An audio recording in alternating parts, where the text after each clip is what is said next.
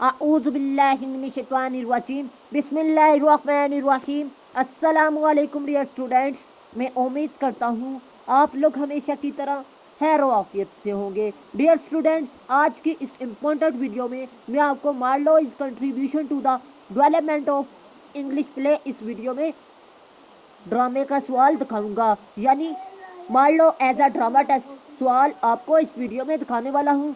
इसमें 10 पॉइंट्स को डिस्कस करेंगे। Introduction of writer, significant contribution, ambition and ambitious and passionate use of language, element of renaissance, single plot, inner conflict, Machiavellian principle, moral point of view और conclusion. तो kindly आपने इस video को लाजमी आखिर तक वॉच करना है ताकि ये सारे पॉइंट्स आपको अच्छे तरीके से समझ में आ सके। Doctor Faustus is one of the greatest tragedies in whole block of English literature. कि डॉक्टर फास्टस अंग्रेजी अदब के पूरे बड़े हिस्से में सबसे बड़ा अलमिया है। Doctor Faustus is a great tragic hero representing list for knowledge, wealth and power. हाँ जी, डॉक्टर फास्टस एक बड़ा ट्रेजिक हीरो है। किसके लिहाज से? नॉलेज के लिहाज से, दौलत के लिहाज से और ताकत के लिहाज से। Marlowe is considered to be the founder of English tragedy. Marlowe को इंग्लिश ट्रेजेडी का फाउंडर भी कहा जाता है जी, बानी कहा जाता है। One writer says about Christopher Marlowe the Columbus of new literary world. के डॉक्टर मार्लो जोन्स है वो कोलंबस है नई अदब की दुनिया का। ठीक है, नेक्स्ट बात करते हैं जी। One of the greatest contribution of Marlowe is development of English tragedy is the concept of a tragic hero. कि मार्लो की सबसे बड़ी जो सी तकसीम है इंग्लिश ट्रेजेडी की, वो क्या है जी? एक ट्रेजिक हीरो की तकसीम है। ट्रेजेडी बिफोर मार्लो, के मार्लो की ट्रेजेडी से पहले Swinburne remarks before him there was neither genuine blank verse nor genuine tragedy in our language. After his arrival the way was prepared, he pitches were made straight for Shakespeare। कह रहा जी इससे पहले हमारी ज़बान में कोई हकीकी खाली आयत नहीं थी, मतलब एक ब्लैंक वर्जी नहीं थी। उसके बाद कह रहा है और ना ही हकीकी अलमिया था, ना ही कोई ट्रेजेडी थी। इनके आने के बाद रास्ता तैयार किया गया। शेक्सपियर के लिए एक सीधा रास्ता भी तैयार किया। किसने? मार्लो ने। यह बात कह रहे हैं जी। Marlowe is tragedy is significant due to its newness, renaissance, influence, Machiavellian morality, powerful passionate expressions, element of a tragic inner conflict, overreacting protagonist, popular literary style, high seriousness, bombastic language and blank वर्जी। कि वो कह रहा जी Marlowe का अलमिया इसकी नई इस्तेमाल होने वाली जो सी रेनिसन दौर की मुतासर कुन बात है उससे, और इसके अलावा मैकियावेलियन अखलाकियात से, ताकतवर और परजोश तासुरात से, अलमनाक अंदरूनी कशमकश का अंसर, हद से ज़्यादा मरकजी करदार, मकबूल अदबी अंदाज, आला संजीदगी, तंजिया ज़बान और खाली ज़बान की वजह से नुमाया है। कि यह कंट्रीब्यूशन है इसकी जी। आप ये लिख सकते हैं कि इसका जो सा ड्रामा है ये इन टर्म्स में तकसीम किया गया है जी। नेक्स्ट है जी। Faustus is also an ambitious, zealous, passionate man with a desire to attain whole of the knowledge of the world. He मतलब डॉक्टर फास्टस एक पुरजोश और इसके अलावा ज़्यादा पुरउम्मीद, ज़्यादा ख्वाहिशात वाला जज्बाती इंसान है जिसकी ख्वाहिश है कि वो सारी दुनिया का नॉलेज हासिल करे। He is doctor in theology and highly learning man. कि वो डॉक्टर है किसका? थियोलॉजी का। And a highly learning man, और सीखने वाला इंसान है। But he is not satisfied with his situation, लेकिन वो अपनी जो सी हालत है उस पर मुतमिन नहीं। ही सेज, वो कहता है, still but Faustus and a man, अभी तक डॉक्टर फास्टस इंसान है, उसके पास कोई रूहानी ताकत नहीं आई। ये अपने आप से कह रहा है। मतलब ये है कि वो अभी तक कोई जादू नहीं सीख सका। ये अपने आप से मुखातिब होकर कह रहा है जी। नेक्स्ट वो कह रहा है जी, the passion urged them to undertake mighty action even they violate all the accepted moral codes. मतलब यह कि इनका जज्बा इन्हीं ज़बरदस्त कार्रवाई करने के यानी खिलाफ वर्जियाँ करने पर जोर देता है। यहाँ तक कि वो जितने भी कोड्स होते हैं, जितने भी कवानीन होते हैं इखलाकी, उनकी खिलाफ वर्जी करता है। They are terrible inclined to evil, मतलब वो बुराई की तरफ चला जाता है। आगे कह रहा जी, Faustus wants to attain the highest power of ओमनीपिटेंस।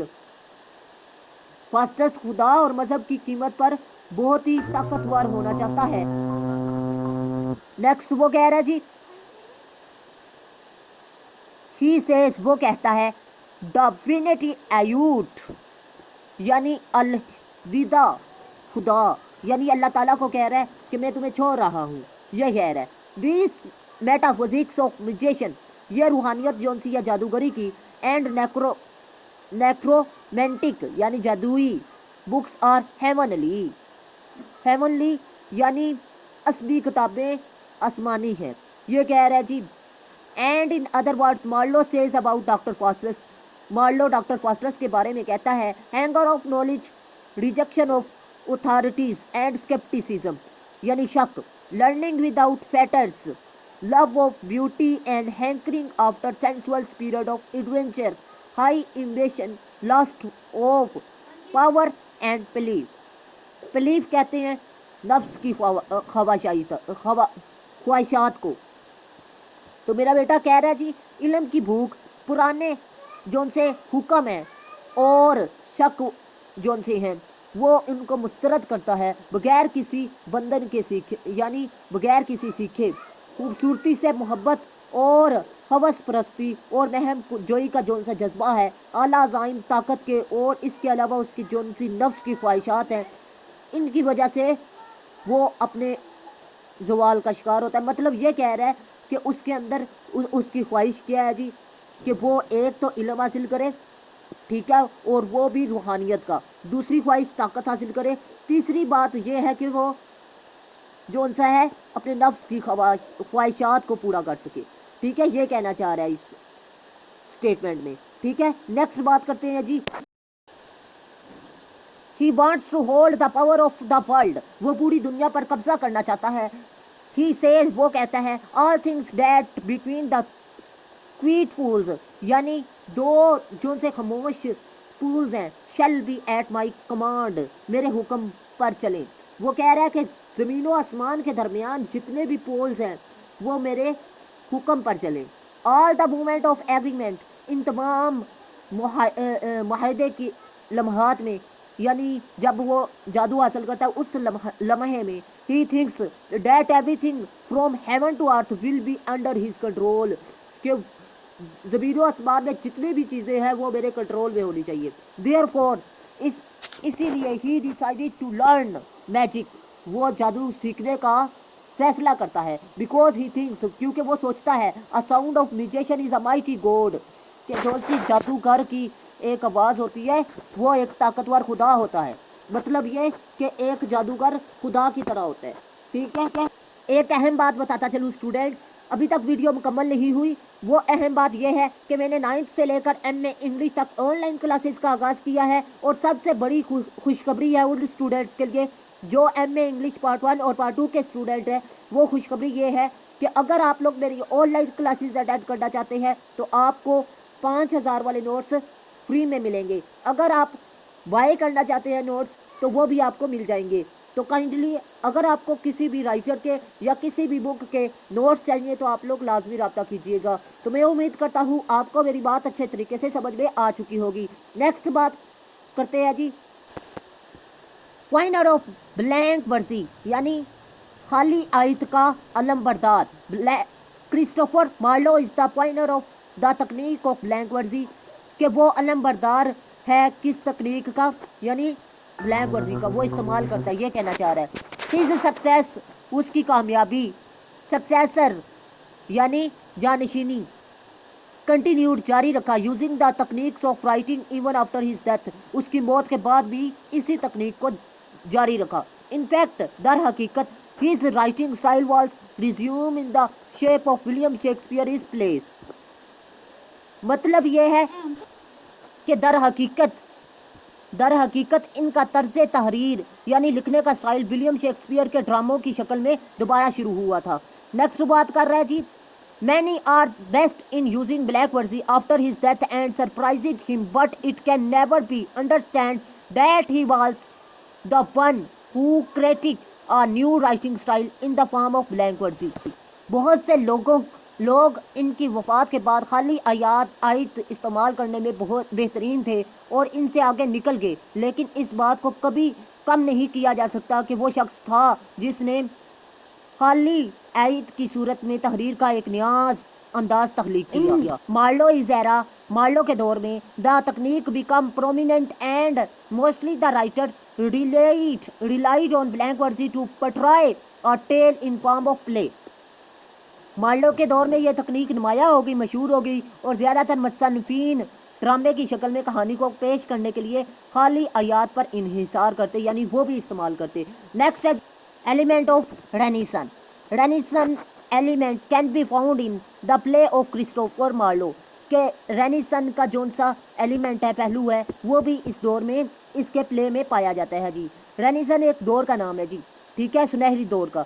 He is poet of the period of the renaissance, कि वो एक शायर रेनेसन दौर का शायर भी है। If we thoroughly read the plays we can prove that he was directly hit by renaissance. अगर हम इसके ड्रामों को अच्छी तरह गौर से पढ़ें तो हम साबित कर सकते हैं कि वो बराह रास्त रेनेसन दौर से मुतासर होता है जी। Revival of learning was the key factor of the renaissance, यानी सीखने का जो सा आंसर है वो इसमें पाया जाता था, ठीक है।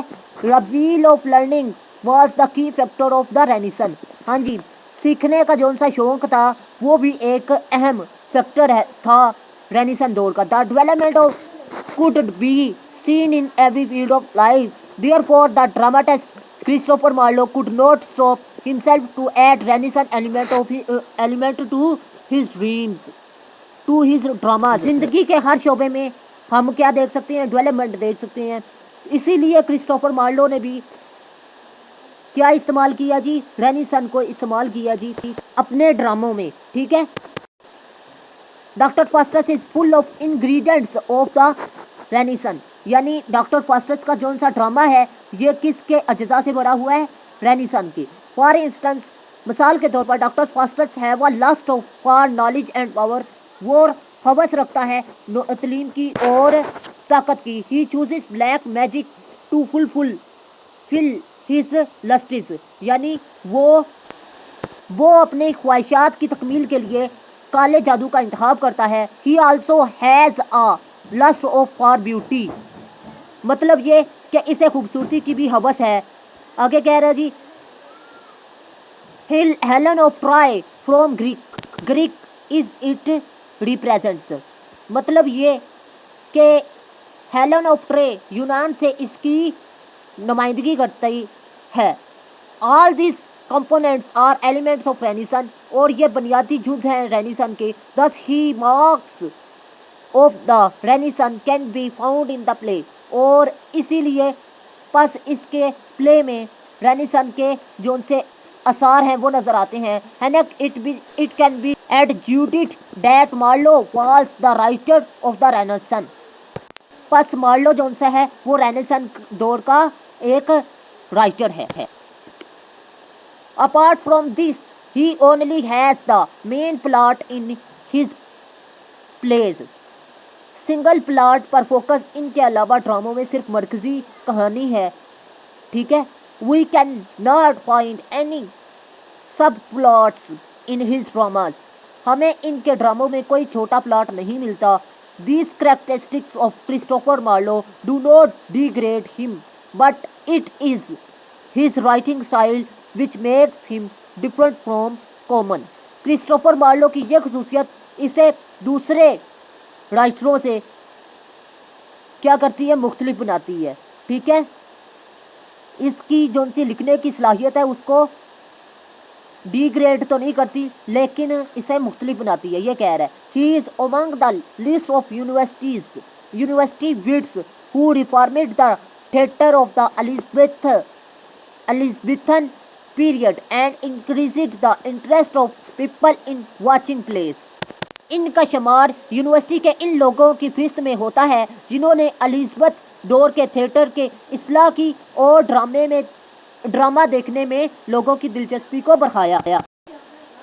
नेक्स्ट वो कह रहा है जी, doctor Faustus also suffer from an inner conflict, कि वो अंदरूनी कश्मकश का सामना करता है। Doctor Faustus, the good angel and bad angel are the embodiment of virtue and vice within Faustus is mind. हाँ जी, अच्छे फरिश्ते जौन से हैं और बुरे फरिश्ते फास्टस के जहन में खूबी और बुराई का मुजस्मा है। नेक्स्ट वो कह रहा है, Faust is the child of renaissance who wishes to attain unlimited knowledge and super human qualities. Faustus एक रेनेसांस दौर का ऐसा बच्चा है, जिद्दी बच्चा है, जो चाहता है कि वो गैर महदूद इल्म हासिल करे और इसके अलावा रूहानी सलाखतें हासिल करे। He has been a doctor in divinity अलहमी या रूहानियत and a very learned man in various field of knowledge, कि वो मुख्तलिफ शोबे में बहुत ज़्यादा सीखने वाला एक डॉक्टर है। Yet he is dissatisfied and longs for more power, और वो गैर मुतमिन है और इसके अलावा बहुत ज़्यादा ताकत भी चाहता है। Thus he decided to leave the path of God and collides with Satan through the art of magic। इसी तरह उसने खुदा का रास्ता छोड़ दिया और जादू के फन के जरिए शैतान से टकराया। Christopher Marlowe says about Dr. Faustus, a world of profit and delight of power of honor of omnipotence। Christopher Marlowe doctor Faustus के बारे में कहता है, ताकत, इज्जत और कादर मुतल्लिक के मुनाफे और लज्जत की दुनिया वो चाहता है। नेक्स्ट है जी, all the heroes of Marlowe also reflect the zealous of renaissance. Marlowe के तमाम हीरो रेनेसांस दौर के पुरजोश जज्बे के अक्कासी करते हैं। They are embodiment of Machiavellian ideals, और वो नमूना है मैकियावेलियन आइडियाज के, प्रिंसिपल के, असूलों के। ठीक है, Marlowe himself was renaissance spirit and was greatly inspired by Machiavellian principle, और वो बहुत ज़्यादा मार्लो खुद भी और उस वक्त उस दौर के लोग भी बहुत ज़्यादा मैकियावेलियन असूलों से मुतासर थे। It is said that all of his heroes including Faustus are his self projection। इसीलिए कहा जाता है कि इसके तमाम हीरो बशमूल फास्टस इसका सेल्फ प्रोजेक्शन है जी। ठीक है, मैकियावेलियन दौर कौन सा है जी? एक मुतासर कुन दौर को कहा जाता है जी। Moral point of view, according to moral point of view, our invasion, ज्यादा ख्वाहिशात, प्राइड और गरूर, रशनेस, जल्दबाजी, led to one is downfall, एक वजह होती है जवाल का। Man must show respect to gods, prophet, social institution यानी माशरे के अदारे के, एंड रिलीजियस डॉगमस, और जो से मजहबी अकवाल हैं उनकी कदर करे। इंसान को चाहिए कि वो इनकी रिस्पेक्ट करे, इज्जत करे, ताकि वो जवाल से बच सके। At last but not least, कम से कम Christopher Marlowe was a great dramatist, एक बड़ा ड्रामा नगार है। He was not the writer of his own era but a universal यानी दुनियावी या अफाकाई राइटर फॉर एवरी पीरियड, हर दौर का अफाकाई राइटर है। वो एक अपने दौर का राइटर नहीं है बल्कि अफाकाई दौर का राइटर है। He is remembered today and will be remembered in future because of his contribution to English drama। English ड्रामे में उनकी जो सी इंग्लिश ड्रामे में कंट्रीब्यूशन थी, इसकी वजह से उन्हें याद रखा जाएगा। Marlowe added morality in his play, वो अपने ड्रामे में ऐड करता है मोलैरिटी को। ठीक है, his plays are theological thought, he was considered an atheist, मतलब ये इसके ड्रामे मजहब में हालांकि एक मलहद समझे जाते हैं। ठीक है, he added action and blank verse in his play, वो अमाल को और ब्लैंक वर्जी को प्ले में शामिल करता है। He denote the form of tragedy, कि वो नई ट्रेजेडी का इस्तेमाल करता है। The impact of renaissance is also part of Christopher Marlowe's writing, कि इसका असर रेनेसांस दौर का एक हिस्सा है मार्लो की राइटिंग स्टाइल में। ही इन्फ्लुएंस्ड मैनी राइटर्स, वो बहुत से राइटरों से मुतासर है। Marlowe is play are less in number but more in value and will be remembered because of his poetic excellence. Marlowe के ड्रामे की तादाद में कम लेकिन कीमत के एतबार से ज़्यादा हैं। इनकी शायराना कमाल की वजह से इन्हें याद रखा जाएगा। मैं उम्मीद करता हूँ आपको वीडियो अच्छी लगी तो लाइक कीजिएगा, दोस्तों के साथ लाजमी शेयर कीजिएगा। अल्लाह हाफिज़।